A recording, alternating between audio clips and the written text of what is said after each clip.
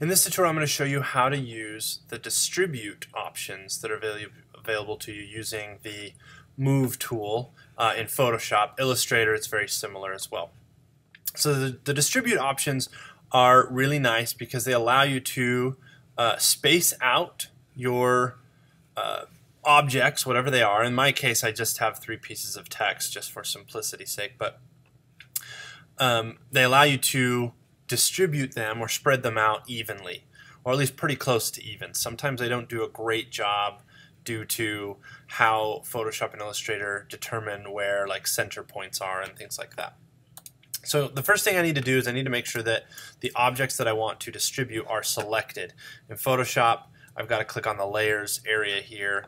In Illustrator, you should be able to click and drag a box around them. It will do a very similar thing. So once I have done that, once I have them selected, then there are several different options available.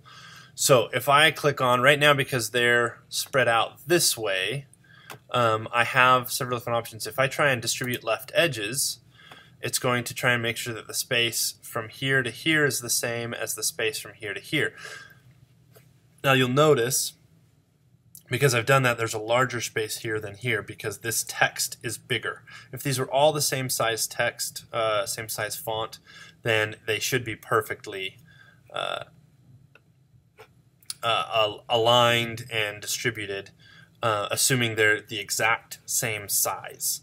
So if I click on the center distribute, notice that the spaces should be more equal. They might not always be exactly the same, but it gets you a lot closer. And then if we do right aligned, same thing. The space from here to here is the same as the space from here to here, but because this is so big, it just looks bigger.